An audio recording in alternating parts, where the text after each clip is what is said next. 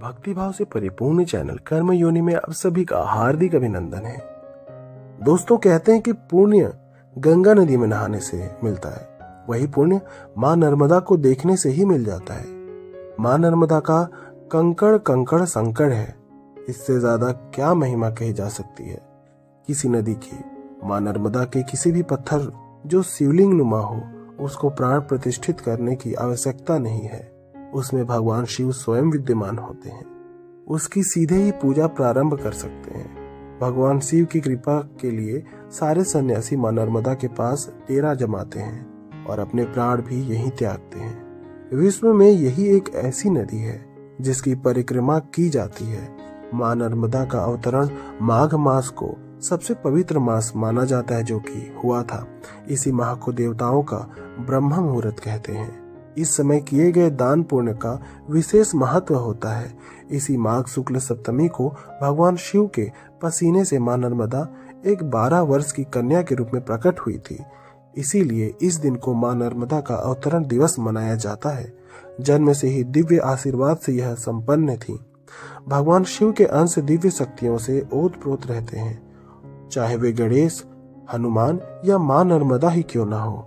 एक समय सभी देवी देवताओं के साथ ब्रह्मा विष्णु मिलकर भगवान शिव के पास आए, जो कि अमरकंटक मेकल पर्वत पर समाधिस्थ थे।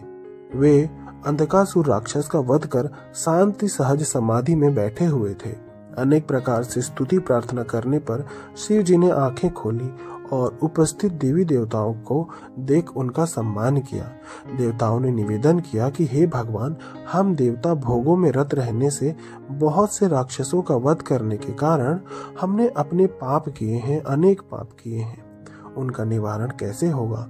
आप ही कुछ उपाय बताइए।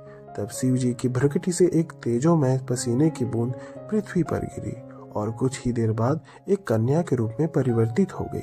उस कन्या का नाम नर्मदा रखा गया। सभी देवताओं ने उन्हें दिव्य आशीर्वाद दिया। माघे च सप्तमयाम दास्त्रा में च रवि दिने मध्याह्न समये राम भास्करेण कृमागते। भगवान शिव, ब्रह्मा, विष्णु सहित सभी देवों ने उन्हें वर दिया। माघ शुक्ल सप्तमी के समय नर्मदा जी जल रूप में बहने लगी। तभी से इस स्थिति को नर्मदा अवतरण दिवस के रूप में मनाया जाता है। मां नर्मदा को वरदान भगवान विष्णु ने दिया था। नर्मदे त्वे माह भागा सर्व पाप हरि भव तदत्सु यह शिलाः सर्वा शिव कल्पा भवन्तु तः। अर्थात तुम सभी पापों का हरण करने वाली होगी तथा तुम्हारे जल के पत्थर शिव तुल्य पूजे जाएंगे। तब नर्मदा ने शिव जी से वर मांगा। जैसे उत्तर में गंगा स्वर्ग से आकर प्रसिद्ध हुई है, उसी प्रकार से दक्षिण गंगा के नाम से प्रसिद्ध हो। शिव जी ने नर्मदा को अजर अमर होने का वरदान दिया।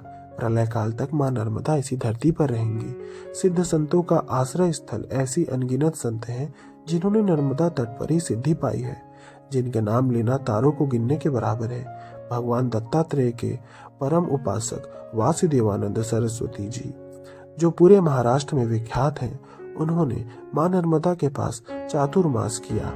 अंतिम समय गुजरात में गरुड़ेश्वर, जो कि नर्मदा का किनारा है, में गुजारा तथा यही नर्मदा में लीन हो गए। महाराष्ट्र के संत गजानन महाराज जब ओंकारेश्वर आए तो मां नर्मदा ने उनकी नाव डूबने से बचाई। ऐसा गजानन विजय ग्रंथ में वर्णन है। खंडवा और साई खंडा में अपनी लीला करने वाले दादा धुनी वाले बाबा को कौन नहीं जानता। उनकी लीला गाथा में नर्मदा का विशेष महत्व है। जय जय सिया राम बाबा का नाम कौन नहीं जानता। ऐसे अनगिनत संतों ने मां नर्मदा को अपने समाधि और सिद्धि स्थल बनाया। भगवान शंकराचार्य को भी मां नर्मदा के तट पर विशेष सिद्धि व ज्ञान मिला। मां नर्मदा के गुणगान करना अपने आप को धन्य करने के बराबर है। हम लोग सौभाग्यशाली हैं कि हमें मां नर्मदा के दर्शन करने, नहाने और कईयों को उनकी परिक्रमा करने का पुण्य मिला।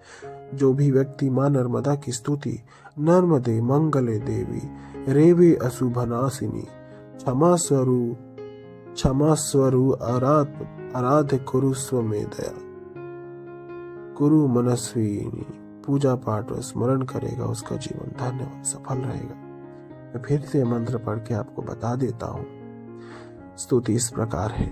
नर्मदे मंगल देवी रेवे अशुभनाशिनी क्षमा स्व अपराध कुरु स्वमे दया कुरु मनस्वनी।